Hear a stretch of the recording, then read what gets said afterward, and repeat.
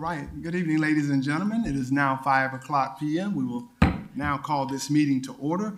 At this time, we will have a roll call, beginning with District 1. DeAndre Knoxon, District 1. Keith Love, District 2. Dedrick Johnson, Mayor. Abel Garza, Commissioner at Large. Chris Sharp, District 3. Jamie Clark, District 4. All right, let the record reflect 6 of the 7 commission members are present and a quorum has been established. Today, we will have our invocation by someone who is no stranger to us. We will have our very own Sergeant Tim Hurd, and I want to let the audience know that Mr. Hurd was just officially ordained as minister at one of the local churches here. I'll let him tell you more about it if he would like to, but thank you for being here, Mr. Hurd. Following that, we will have Commissioner Knoxon lead us in the pledges. Let us pray. Jehovah God, our Most High and Heavenly Fathers, through your Son, Jesus Christ, that we come before your holy throne. Father, thanking you, God Almighty, the Alpha, the Omega, the beginning, the end, the creator of all things and the beginning of all wisdom. Thanking you for the opportunity that we have to gather here. Father, we thank you for the servants that you've placed here in this community, the decision makers, Father. We ask that today, this evening, that you will bless them. Give them a portion of your Holy Spirit. Give them wisdom and understanding. Father, not just them, but everyone present, we ask that you will touch them, that everything tonight will be done according to your will, and that it will be in order. Father, we thank you for the opportunity to live in this time and this place. We thank you for your love, your grace, and your mercy. And we thank you for the very breath that we breathe and our very lives. We pray this through your Son, Jesus Christ. Amen. Amen. Please join me in the pledges. Pledge allegiance to the flag of the United States of America and to the republic for which it stands, one nation, under God, indivisible, with liberty and justice for all. Not the Texas pledge. Honor the Texas flag. I pledge allegiance to thee, Texas, one state, under God, one and indivisible. All right, thank you very much. Corporal Hurd, do you have any announcements you'd like to, Sergeant Hurd, anything you want to share? Just real quick, the Fellowship Church, we have 3 services on Sunday. Come join us or join us online. We also, the first Wednesday of every month, 7 o'clock, coming in for a worship service with us there as well. If you feel free to jump in and not just be a worshiper, but to be a server in our church, we have a lot of things going on. We have missions locally and missions internationally, and everyone's welcome. Thank you very much, sir. Appreciate you. Thank you, Tim. All right, at this time, we're up to proclamations and presentations. We have a service award for Mr. George Slaughter. Is Mr. Slaughter here today? Come on up here, Mr. Slaughter. Slaughter has been, that's all right. Come on. Got two-way traffic up here sometimes. Sorry about that. Thank you. Mr. Slaughter has been with the city of Texas City for 20 years. Best city I've ever worked for, actually. I've enjoyed this city. Good answer. I worked for 3 Awesome. other cities, but this is the best. All right. Thank you, sir. I really enjoyed City it. is good. Congratulations, sir. Mr. Slaughter, you can stop right there at that microphone and have a few comments if you want to. All right, I've been here for 20 years, and I worked for 3 other cities in the area, but this has got to be the best city I've ever worked for. All right. Hopefully, I'll be here maybe another year or 2, and I'm going to retire. All right. I'm getting too old for this. We thank you for your I service. appreciate it. Thank you. Thank you.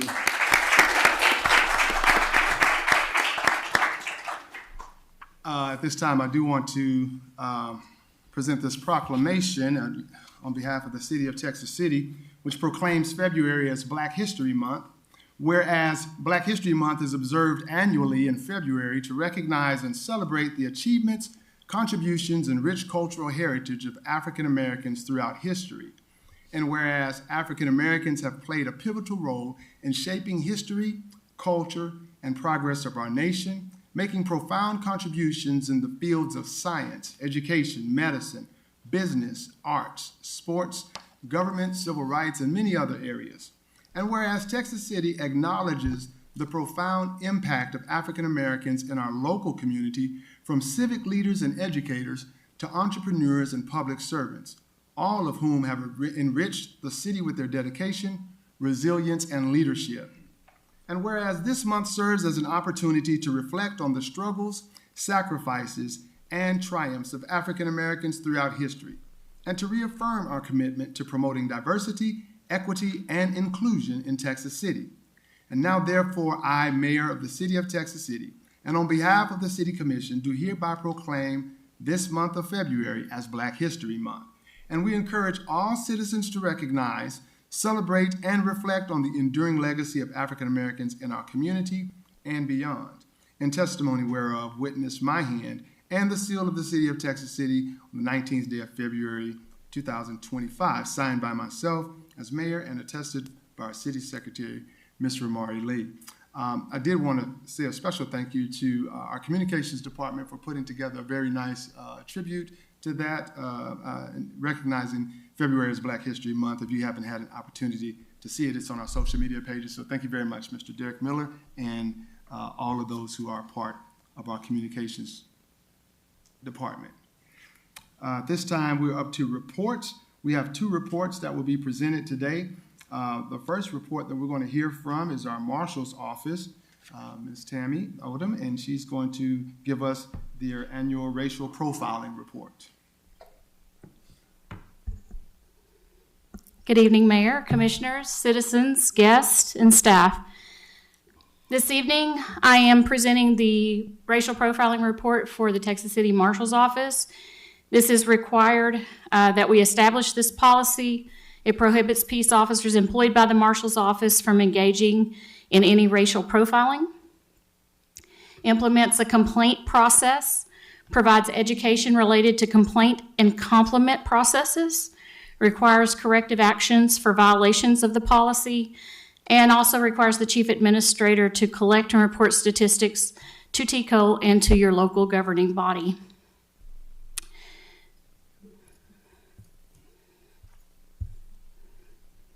So our U.S.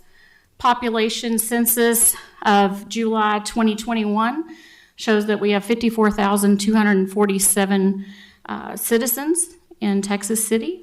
Of them, 29% are Hispanic, 38% white, 28.5% are Black, and 1% fall into the other categories.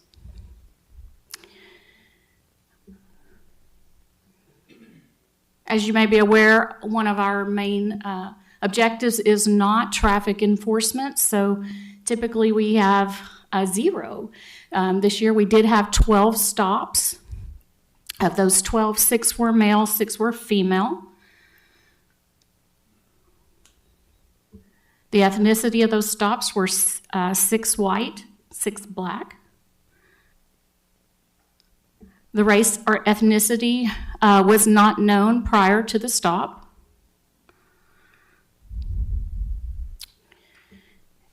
The reason for the stop were 2 were pre-existing knowledge.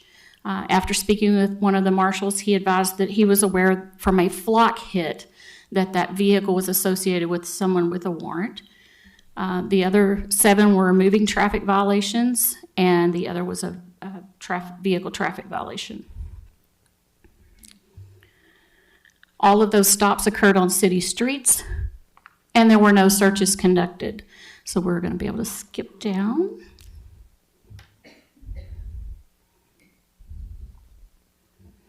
Oh, sorry. Results of the stop were 7 verbal warnings, no written warnings, 2 citations, no written warnings and arrest. Citation and arrest was 0, arrest was 3. Of those 3, there were 4 outstanding warrants. Arrests by race were 1 Black, 2 white. And there was no physical force used during those stops. The Marshal's Office received no complaints alleging racial or bias based profiling during the reporting period. Any questions? Thank you, Ms. Tammy. Commissioners, do you have any questions of Ms. Tammy on this racial profiling report from the Marshal's Office? Thank you, Tammy.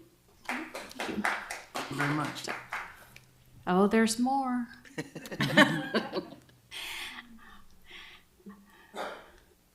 All right, so quickly, I want to go over our annual report. Just a few things here to report. As a reminder, I include this slide just because I know we do have some new commissioners and newer commissioners, as well as citizens that may not have had the opportunity to find out what the Marshal's Office does. Our main duties are to locate wanted individuals, assist the municipal court in gaining compliance with judicial orders, reducing our number of outstanding warrants, and of course, increasing the number of closed cases. The Marshals also provide security for municipal court, as well as Marshal Allen is stationed here at City Hall. In the calendar year of 2024, we cleared 2,735 warrants. That was warrants valued at $1.2 million. Of those warrants that were cleared, we collected $669,981.93, which is a 53% collection rate, which is typically with other forms of service where the individuals are actually going to jail under custodial circumstances. That collection rate is somewhere between 19 and 20%. So the methods that we use to clear those warrants have some financial benefits as well. We were also able to close 2,020 of those cases, which is a 74% clearance rate. Any questions? Commissioners, any questions? Thank you. Thank you, Ms. Tammy. Thank you for your support. Thank you, very Tammy. much.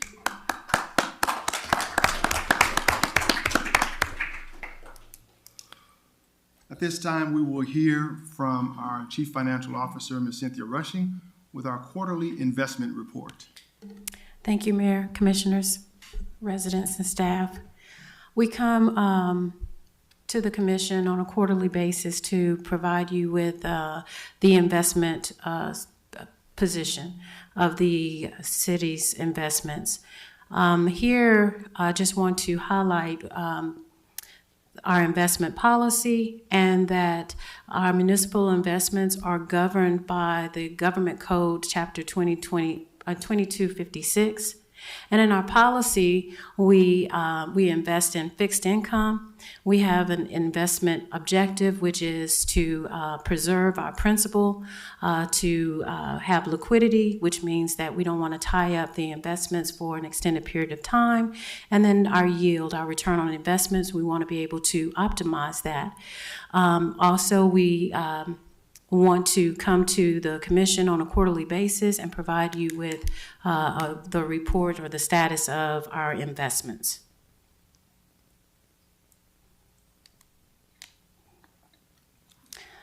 So this is the report for Q1 of fiscal year 2025. And what we're basically displaying here is the beginning of the quarter, which is the beginning of the fiscal year of October 1st, 2024. Our investments was $112.8 million. That was our book value, and our market value was about the same. We made a lot of changes in our portfolio. So we have the purchases where we have transfer ins and transfer out.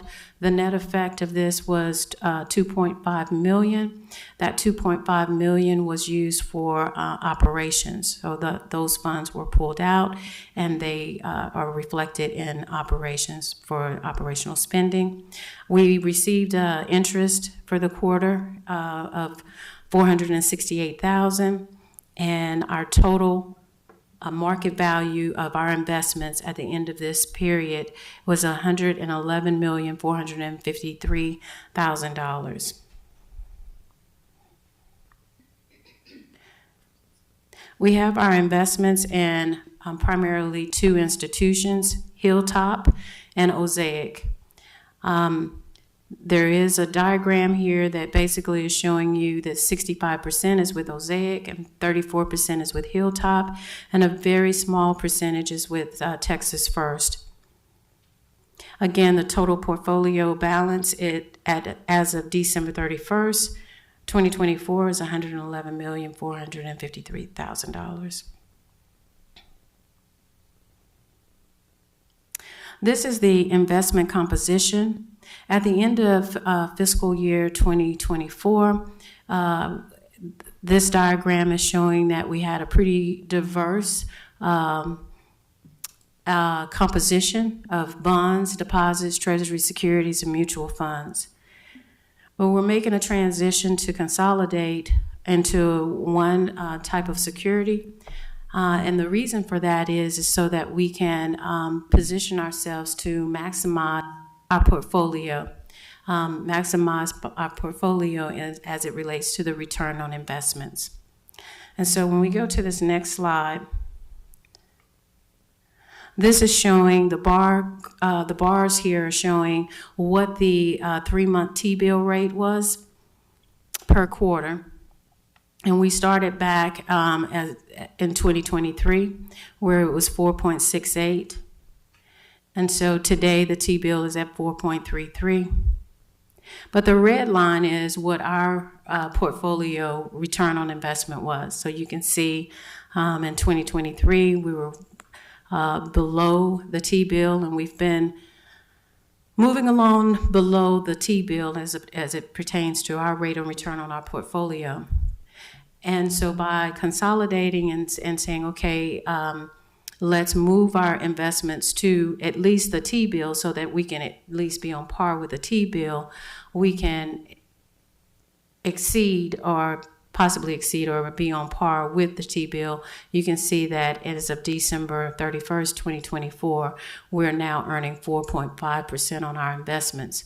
So we are now invested about 99.5% in T-bills.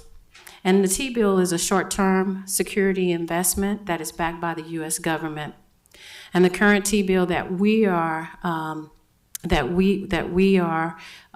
invested in is yielding a 4.5% rate. But our portfolio strategy is not to stay in the T-bill, but it is to position ourselves so that we can have a greater return on investment that exceeds whatever our interest rate is on our debt service.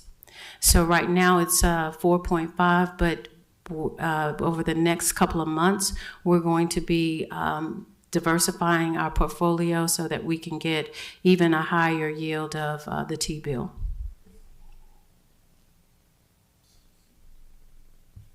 This concludes the quarterly report for investment management.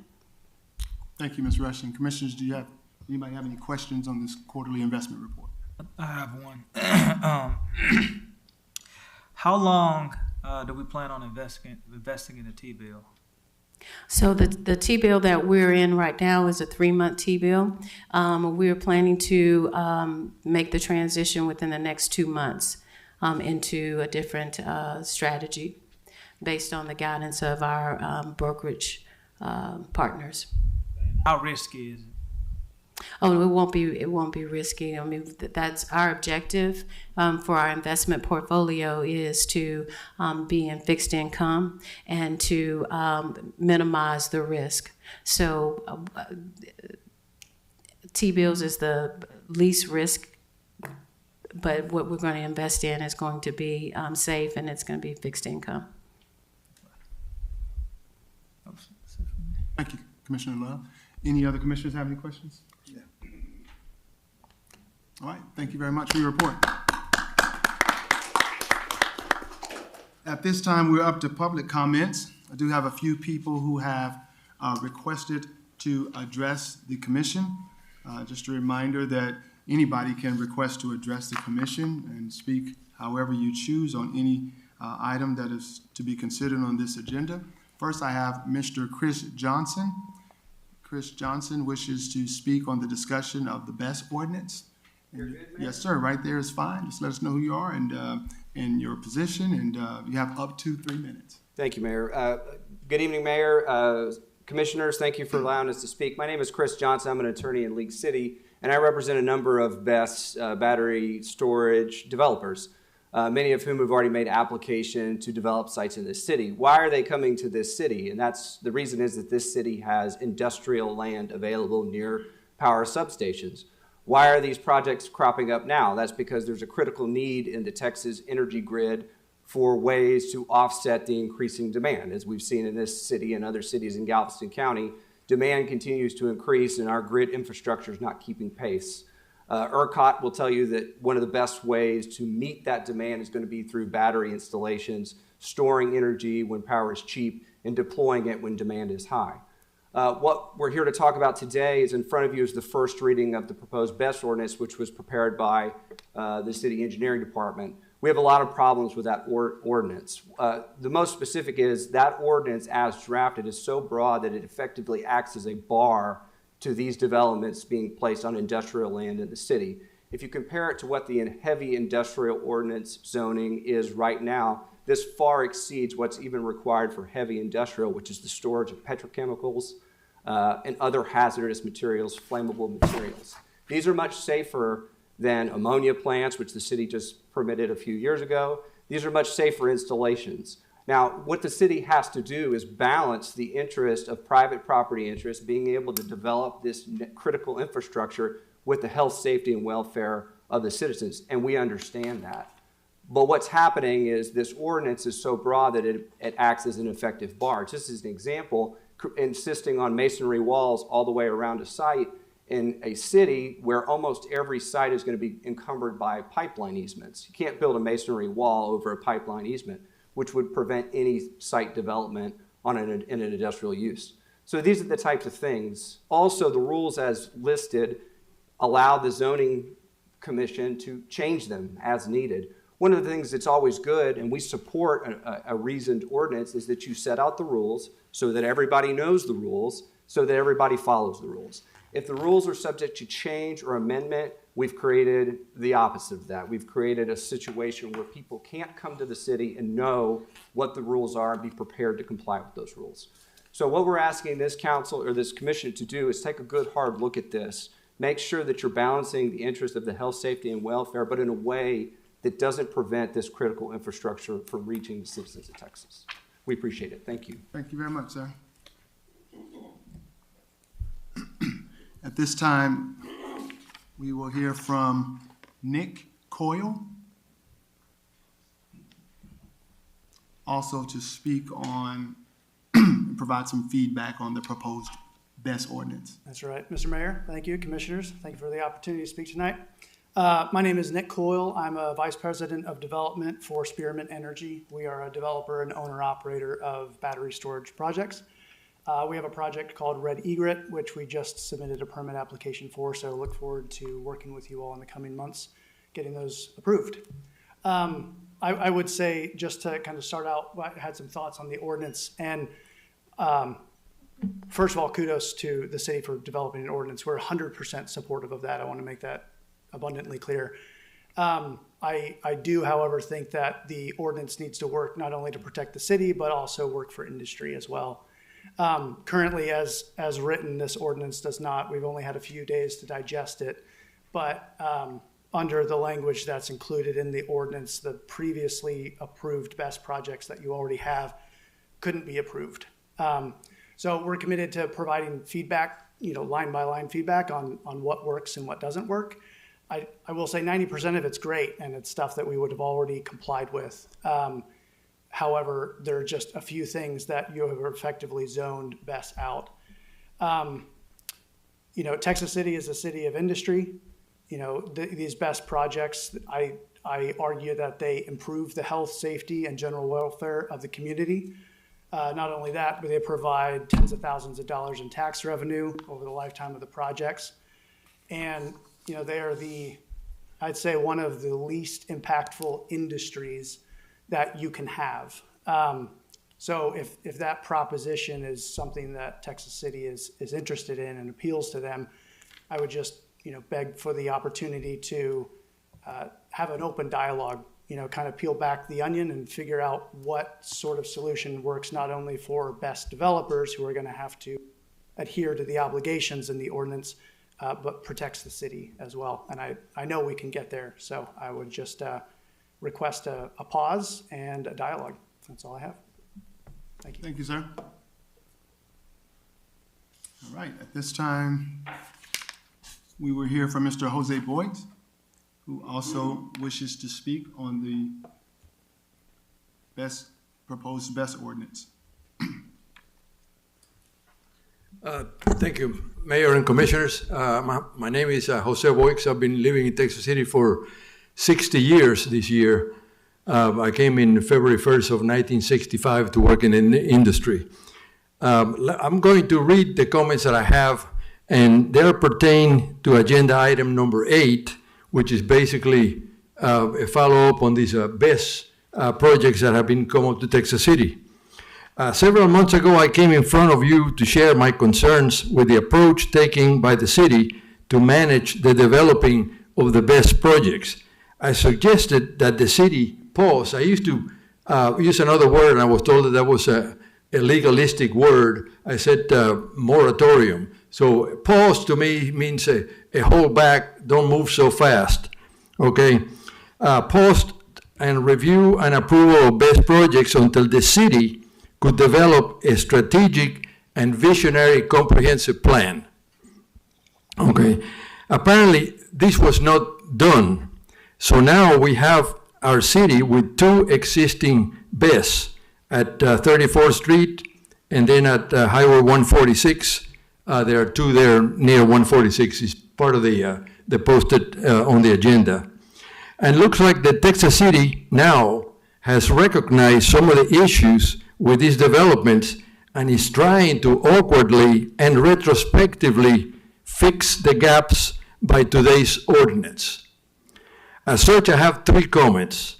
My first comment, it is my hope that by the 3rd reading of this ordinance, they commissioners, all of you, have fully read and will have developed rationally learned positions regarding the 3-page staff report and the 18-page Exhibit A to Ordinance 2025-06. While I was initially optimistic with the proposal, after a couple of quick reads, and it took longer than a couple of quick reads because 18 pages and the narrative is pretty intense in some cases. The 25 pages posted of the documents, I felt that the city was using an old idiom trying to fit a square peg on the round hole. That was, what I kept reading, and I said, my gosh, it just doesn't fit. We're trying to force fit something that is really not there to be done. To me, the more effective approach would have been to develop and create a very specific BESS zoning, or to include them under one of the various and seemingly more appropriate available industrial zoning, such as the F, F1, H, IBD, and P1. You got a whole bunch of them that are more fittingly. My second comment, the verbiage and narrative used to try to force fit the BESS project into a revised site plan zoning. And to me, in my humble opinion, as a retired chemical environmental engineer, had several incongruous elements of concern. And I have maybe 3. One of the salient points of the SP plan includes the words residential uses. That in itself doesn't fit with industrial processes that the battery have. Mr. The Boyd, second one. Mr. Boyd, your time has expired. Okay, well then I'll submit these comments to you all. All I'm saying is that be sure to read the things, because I have some other comments that I think is forfeiting something that square peg on the round hole is the best description. Thank you. Thank you, sir. All right, at this time, we will hear from Mr. Brian Gutches, who has signed up to speak on consent agenda item F, which is the change of our retired life insurance plan, MetLife Insurance Company. Well, my name is Brian Getches. I'm a retired captain with the Texas City Police Department. in regards to this particular resolution, I oppose Mayor Dedrick Johnson being authorized to negotiate any financial deal on behalf of Texas City for several reasons. First and foremost, financial negotiations require transparency and accountability that ensure the taxpayer money is being handled responsibly. Without proper oversight, there is a risk of mismanagement, conflicts of interest, or deals that do not serve the best interest of the residents. Additionally, major financial decisions should involve input from City Council and citizens, our community, rather than being solely left to the discretion of the mayor. It is essential that all financial agreements undergo thorough review and approval processes to prevent unnecessary spending. Please don't touch the screens. Your pad is on the screen. It's moving. Thank Sorry. you. I firmly believe that Mayor Johnson should not be given unchecked authority to negotiate financial deals for Texas City. And will he make the best decision for the entire community pertaining to this resolution? At this point in Mayor Johnson's tenure as elected mayor, I am firmly against his ability to fairly make financial arrangements that affect Texas City positively. I strongly oppose this council voting to authorize our mayor to solely make financial decisions, and specifically in this resolution.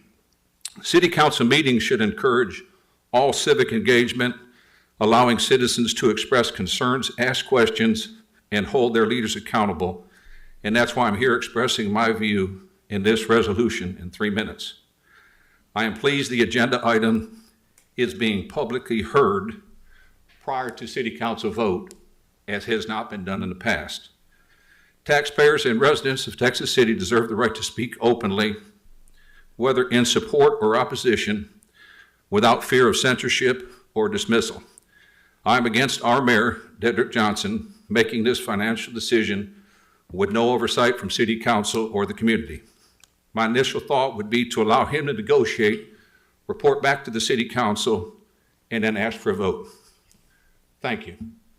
And I would like to ask you if you could have these screens put back there, because us older people can't see it.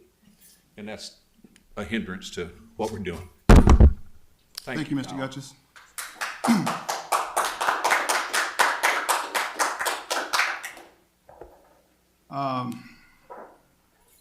Since this is an agenda item, I just wanted to clarify that the authority for the mayor to enter in agreements is embedded in the position of the mayor. I was elected to do so. So what we're considering authorizing the mayor to enter the agreement is with MetLife Insurance Company. Just wanted to clarify that for the Retired Lives Reserve Plan. But it is embedded in the position as mayor to enter into an agreement with all the day-to-day functions and operations of the city. But thank you very much for your comment. What we'll do is now move on our agenda to reports. We just finished reports, I'm sorry. Consent agenda. We have before you, commissioners, on the consent agenda, 7A through G. If there's any of these you'd like pulled for further discussion, you may do so at this time. Mayor, I would like item B pulled from the consent agenda. Say it one more time, please. Item B. Item B, okay.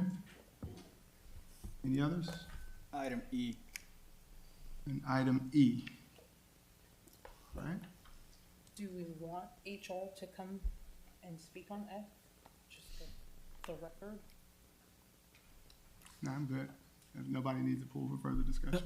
Let's pull F. Let's pull Let's F, pull yeah. F. Okay. Let's pull it. Anybody who wants to pull it can pull it this way. Okay. Any others?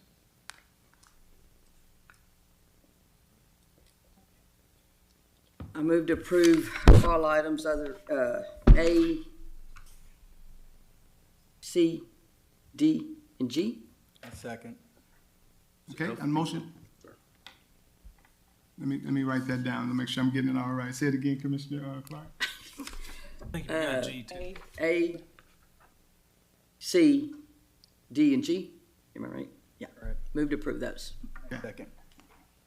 Motion has been made by Commissioner Clark to approve items A, C, D, and G, and we're pulling for further discussion, B, E, and F.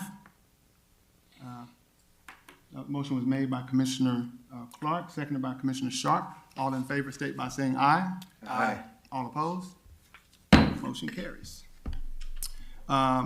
Consent agenda item B. Consider and take action on resolution number 2025-17, appointing various applicants to boards, commissions, and committees to fill vacancies. Our city secretary, Ms. Ramari Lee. Was there something you specifically I was just wanted to- interested in meeting the new, to the board. Okay. That was it. They were here. I'm not sure if any of the applicants are here. We have Mr. Christopher Wilcox, Amanda Barker, Fatima Naeem, and then Nathan Exxon. I don't know if any of them are in the audience. They were invited today, but it wasn't required for them to attend. But we have vacancies on the CDBG, Keep Texas City Beautiful Board, 2 for Recreation and Tourism, and 1 on Historical Preservation. And all of these residents of Texas City have graciously submitted applications, which have been reviewed by the city secretary's office, the mayor, and the department liaisons. So these are up for consideration and appointment. Thank you. Make a motion now, or gotta wait till Second.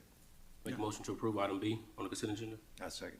Motion has been made to approve item B, the appointments to various boards and commissions by Commissioner Knoxon, seconded by Commissioner Garza.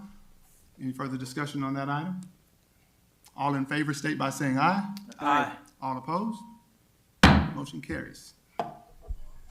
Next, we will look at item E, which is to consider and take action on resolution number 2520, approving an agreement between the Department of the Army, the Port of Texas City, and the City of Texas City for the purpose of constructing and maintaining additional capacity in placement areas 5-6, PA5 and PA6. We'll hear from our Economic Development Director, Ms. Kristen Edwards. Good evening, Mayor and my city commissioners. I'm actually really glad you guys pulled this because it's very exciting. So the City of Texas City has been approached by the Port of Texas City to serve as a non-federal sponsor as they pursue a federal grant under the Port Infrastructure Development Program. What this grant, if awarded, would allow them to do would be to expand the capacity of PA5 and PA6, which are 2 storage areas that you can see on this map on the southern end of Shoal Point, 3 full feet to allow for additional storage and placement for dredge spoils throughout the industrial channel. So the Port of Texas City not only takes care of port needs, but they also deal with specific companies' property as well. So digging all of those out. So this is just further space for them to continue to operate, to keep the channel operational. And for us, it's very exciting because it gets them somewhere to put the dredge spoils and allows our development of Shoal Point to continue. So in the event that they receive this grant fund from the federal government, it would be similar to what we did with the Army Corps of USACE in 2016. The city would function purely as a pass-through. We would never be responsible for paying any funds. We would never be responsible for any reporting, nothing like that. That's all the Port of Texas City. But we, the city, get a stronger industrial complex because of that amount of storage space. We get room for potentially 3 new projects on Shoal Point, many of which are already on the way. And we get to, frankly, get to do this for the Port of Texas City and show that we're good partners and that we have the same goals. All right. Thank you so much, Kristen. Any questions, commissioners, of Ms. Edwards? No, I move to approve. A second.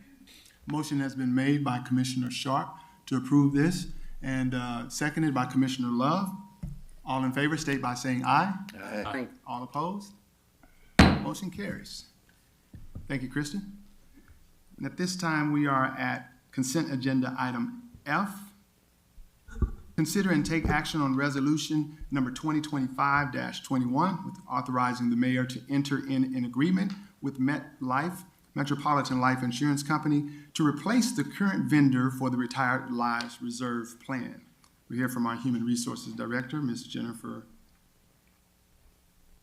Price. So the Retired Lives Reserve Policy, this is just an employee benefit so not for the citizens. This is a paid-up life insurance policy that eligible employees get upon their retirement. So we closed entries into it, so new hires after March 1st, 2019 aren't in there. Let's see, it was May 2024, we got a letter that Standard was doing away with the policy because we were one of the very rare policies like this left, and MetLife had a solution for it, so we're looking at that, to replace it. But there's no monetary. It's not costing the city anything. Thank you, Ms. Price. Commissioners, do you have any questions about this agenda? So we had to find something, another Yes, one. yes. They basically told us we had to take our money out and find somewhere to put it. And this was decided back in 2019 or 20? May of 2024, they sent us the letter that gave us notice to figure out another option. But And it affects those hired after 2019, correct? Yes, yes. So new hires after May 1st, 2019 weren't eligible for this. Okay.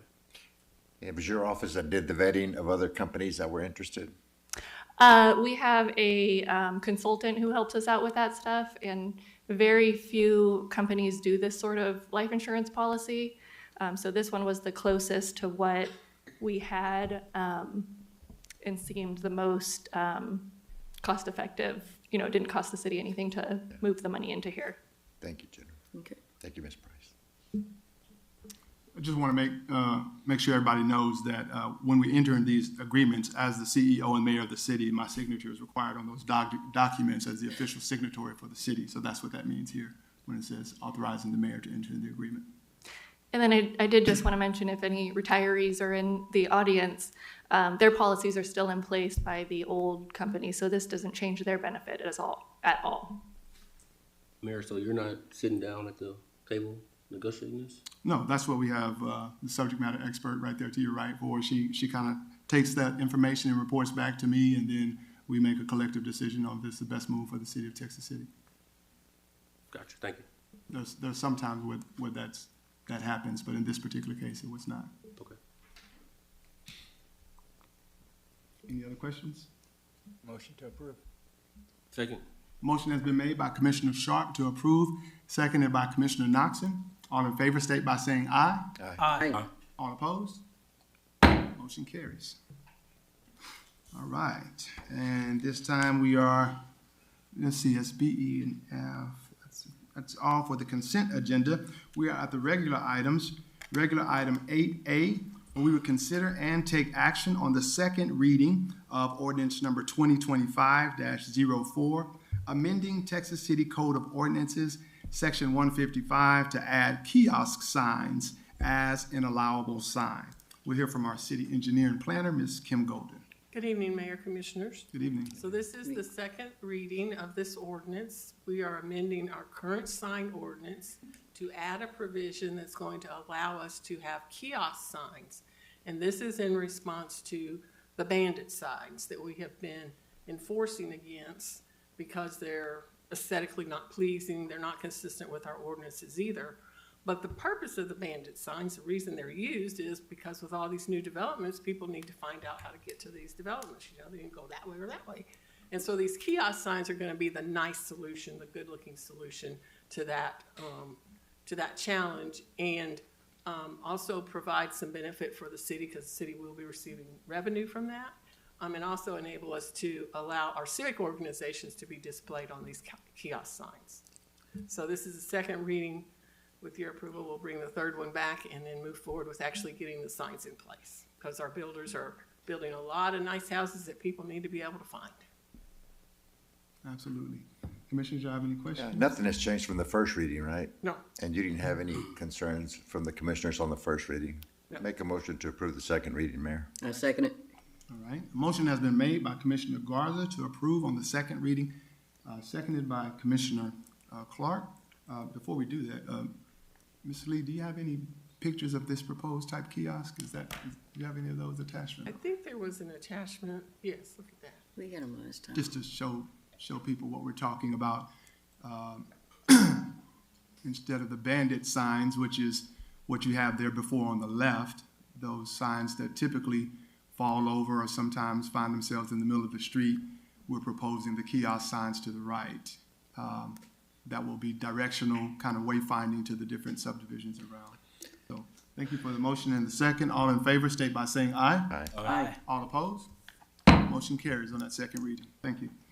At this time, we're at item 8B, consider and take action on the first reading of ordinance 2025-06, amending the Texas City Code of Ordinances by creating Chapter 165 entitled Battery Energy Storage Systems, and amending the Code of Ordinances titled, what is that, XV 15, the Land Usage Chapter 160 entitled Zoning, to designate Section 160.051 District Site Plan, SP, as the zoning designation for battery energy storage systems and similar projects.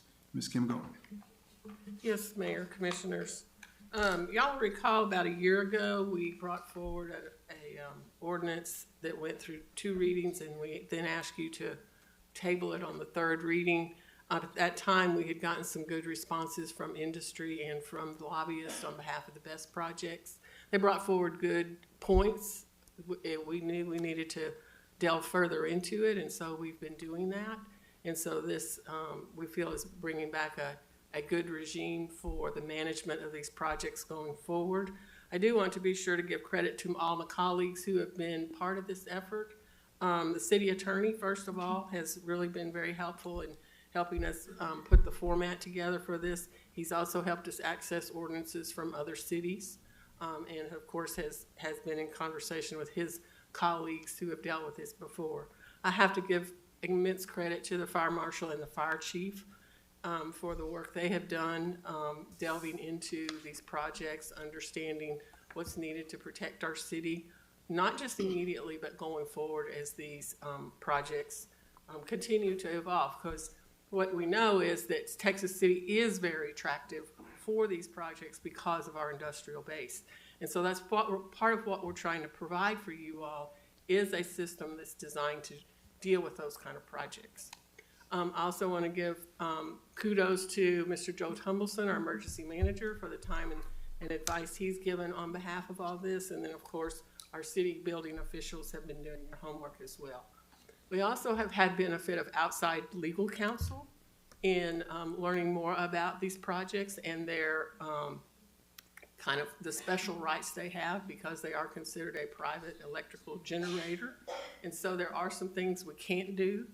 And to Mr. Jose Boyk's point, we cannot designate like a certain place in the city we want them because they have to be near substations. So what we have to do is find that balance that's going to make it work where they have to be. We also can't just say we only want 1 or we only want 2 because, again, they have some rights because of what they're classified as to come here. What we can do is come up with a regime that helps treat everybody the same and protects the citizens of Texas City and provides for things going forward. Because what we do know is this technology is developing very fast. Technology always develops faster than codes, and so we want to be in the best position to keep up with that technology and the codes as they develop going forward. And so we've also had input from subject matter experts, outside experts who are actually identified to us by industry. Mr. Robert Davidson, he is acknowledged by all of the projects as quite qualified in his fields.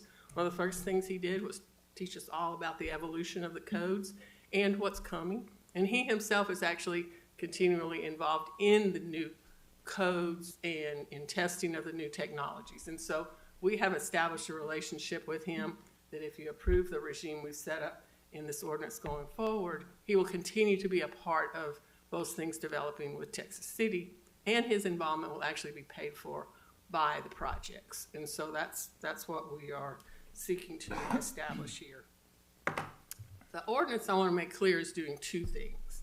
One thing is changing the zoning ordinance to say that BEST projects must go into a district SP.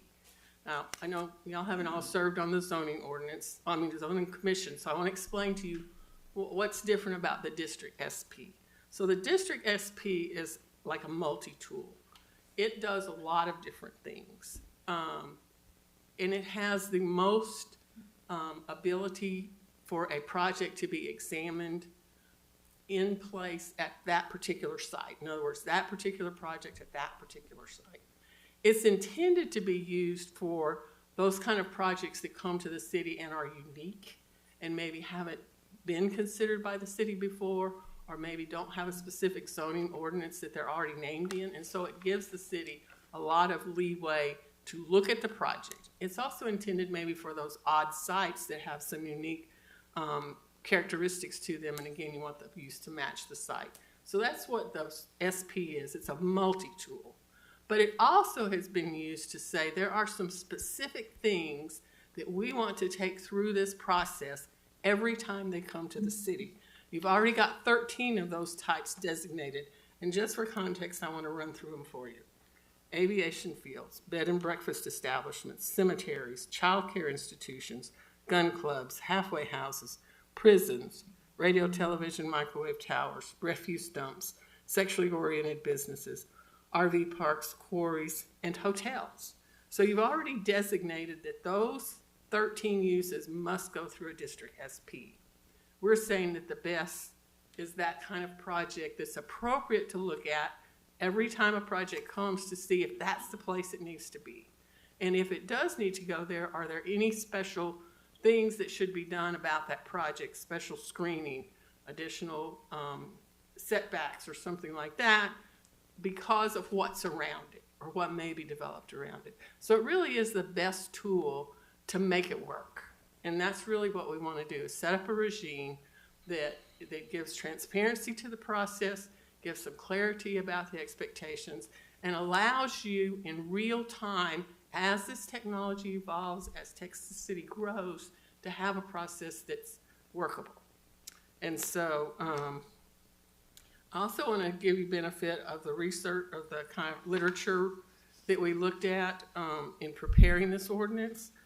New York State has done a lot of work with model ordinances, and they actually have like a guidebook for local jurisdictions that are developing, so we had benefit of that.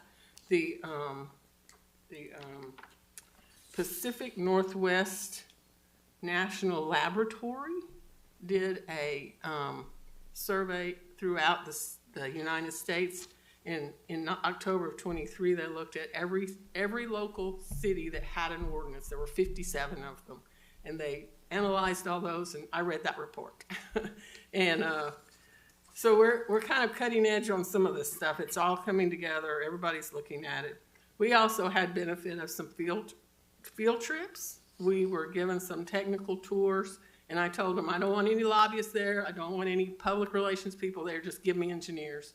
And so we did some, I'm talking hardcore engineering, looking at these projects. We had 2 local in Galveston County, and then the fire marshal had benefit of going to Austin and seeing the Tesla facility there. Again, hardcore engineering, technical data. So we feel like we're in a much better position to understand these projects, to understand how Texas City is going to need to be prepared to deal with them going forward. And that's what we're embodying in this ordinance. So again, as I told you, it's doing 2 things. It's making best projects go into District SP. And then the other thing it's doing is establishing a new chapter in your code of ordinances for these best projects. And that's where everything else you want to say about best projects is going to go in there. The application fee, the reimbursement agreement for paying for our third-party reviewers and inspectors, the requirement for emergency plan, the requirements for training, and all those kind of things. It's not accurate to say that the zoning commission can change that. By putting it into Chapter 132, only the city commission can change that. Okay, I want to make that clear for you.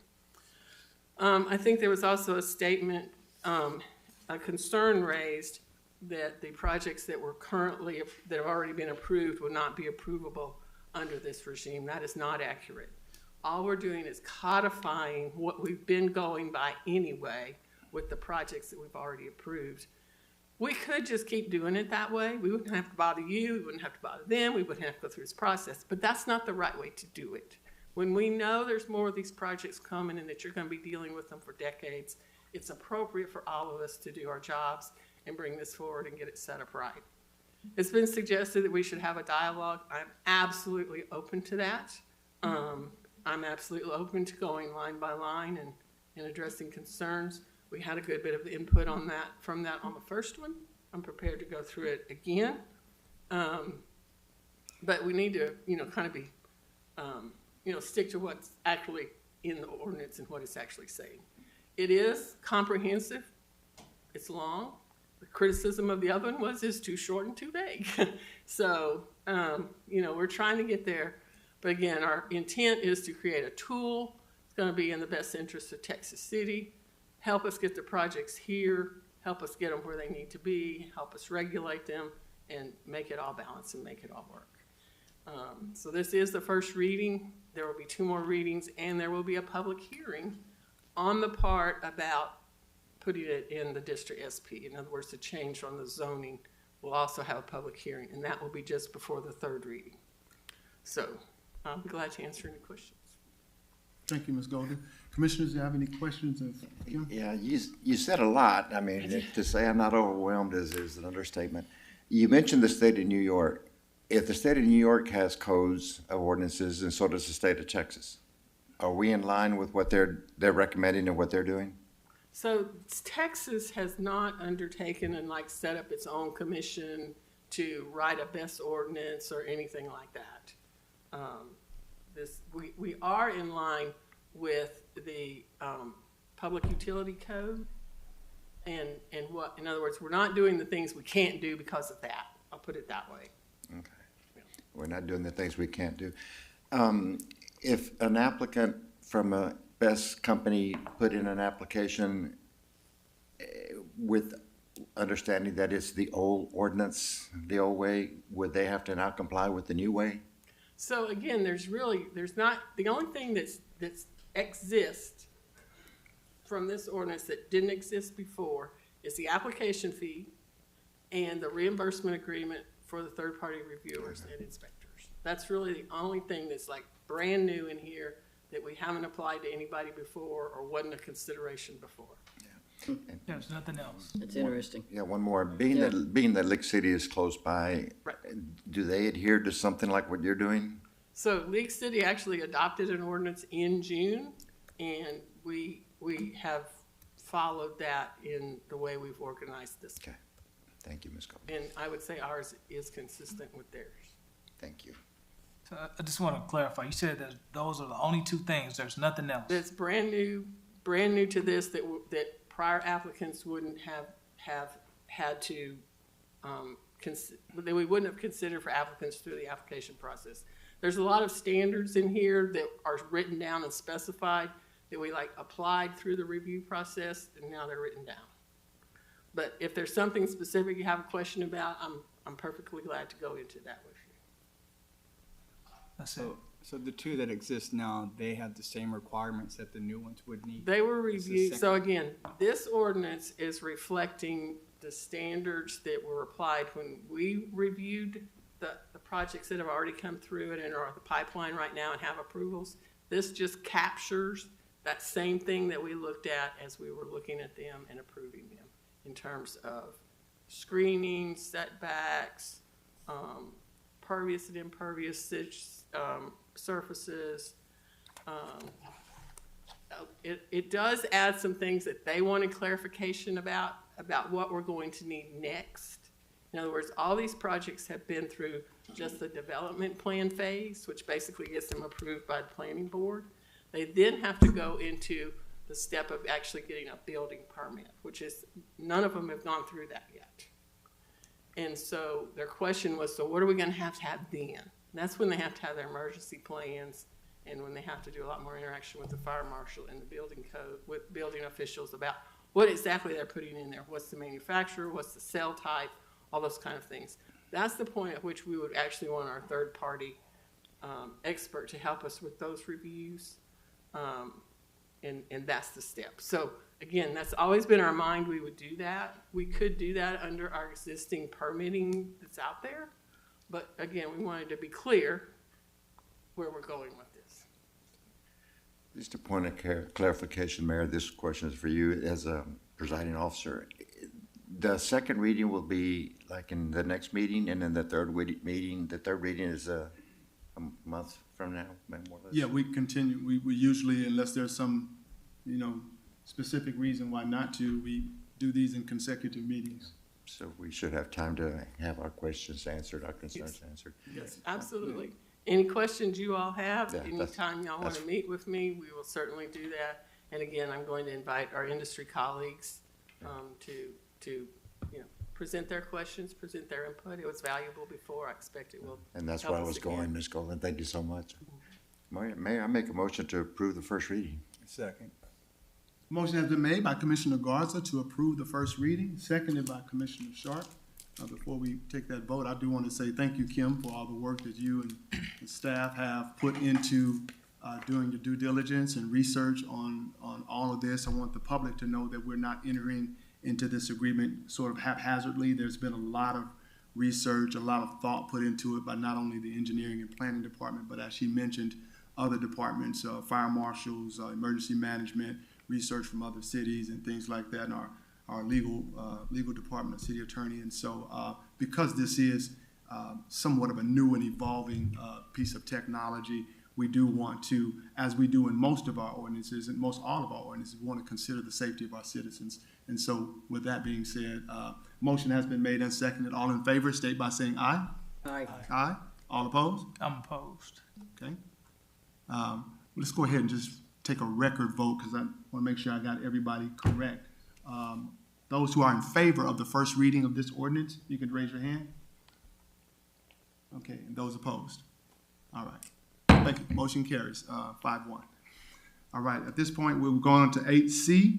On 8C, consider and take action on the first reading of ordinance 2025-07, amending the Texas City Code of Ordinances 15, land usage, Chapter 150, building regulations, construction, Chapter 153, mechanical regulations, and Chapter 151, electricity, and Chapter 154, plumbing. So it's just quite a few different portions of that particular land usage ordinance. Our city engineer, Ms. Kim Golden. Yes, Mayor, Commissioners. So this is a first reading of an ordinance that is addressing the insurance and bond requirements that our contractors are required to meet to get a building permit. Right now, what we have is a little bit of a hodgepodge. Some contractors are required to, some are not. Some are required only to have insurance and not bonds. Some of them, it's either or, which doesn't make sense because they're not the same thing. So what we're doing is we're standardizing it so that to get a permit, you have to have $1 million of liability insurance and you have to have $10,000 surety bond. And the purpose of this is to protect the homeowners and the property owners that the contractors are doing work for. Licensing is actually done by the city, believe it or not. I mean, they're licensing at the state level based on having the subject matter, having passed their test and knowing their trades. But in terms of their wherewithal to do the work and their, actual legal existence, we do that through the permitting process. Assure that it's really an entity and it really has an address and it really has licensed people working for it. And so this is part of what we do at the local level is make sure when they go into a person's house and they buy a bunch of material and then they leave, the homeowner could get stuck with a lien on their house from the people they bought the material or got the material from and didn't get paid. So that's what we're trying to do is protect those homeowners, those property owners, to be sure that they're taken care of. Commissioners, you have any questions about this? Yeah. Have we had issues? So it was actually, we asked the city attorney to look at this for us, and it was actually his recommendation that the amount of liability insurance wasn't high enough and needed to be brought up to date. I don't think it's been probably looked at in 20 years. Then, have we had issues? Have we had issues? I'm not aware of any. Okay, and do you know what our surrounding League City, what they require? $1 million is very common. That's what this city requires of our own vendors is $1 million minimum.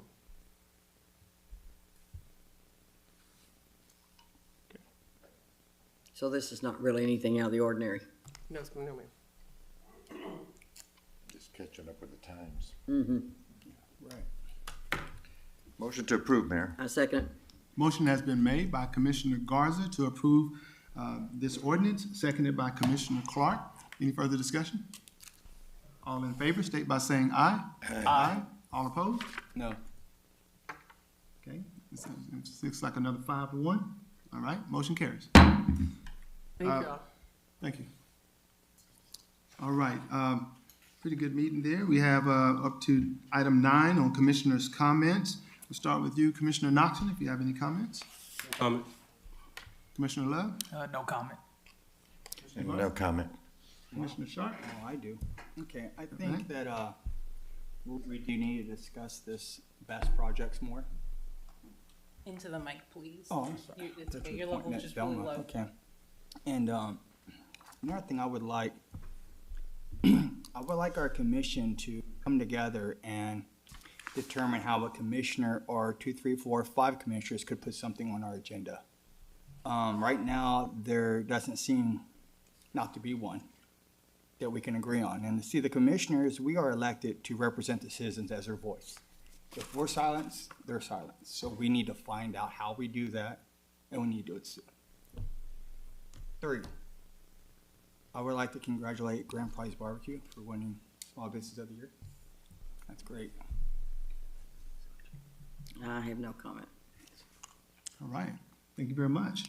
I would like to say, in response to Commissioner Sharp's comment, I'll be reaching out to you, each members of the commission, to invite you to a workshop that we'll probably need to have, an internal workshop amongst the commission, so that we can kind of settle on some procedures of the commission.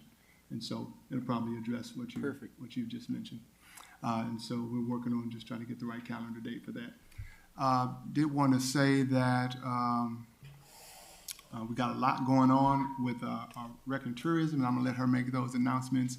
And I want to just ask if we have a blanket request from all of our staff. If you have any announcements and kudos, you can do so.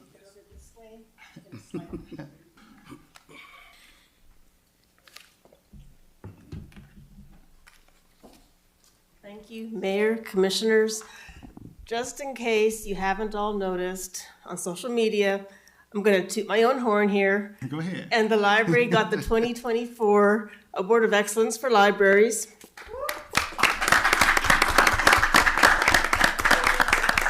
Granted by the Texas Municipal Library Directors Association, which is part of TML. And it is the entire staff working together that allows us to do what we do.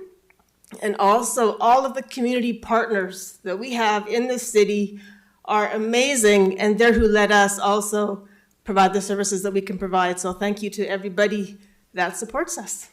Thank you and congratulations. You do an amazing job. Thank you for all you do. Y'all do amazing.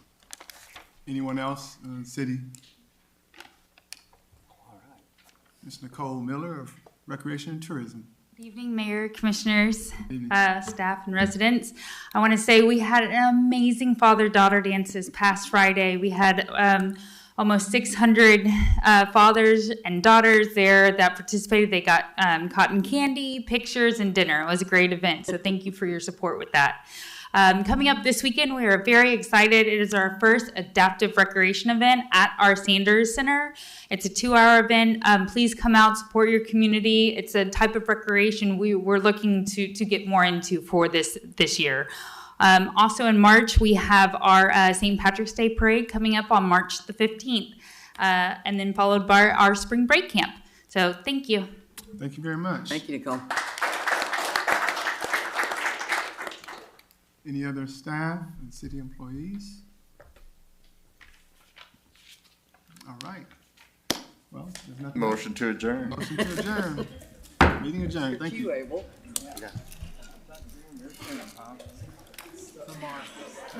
We're gonna leave these up here. You'll grab them or you want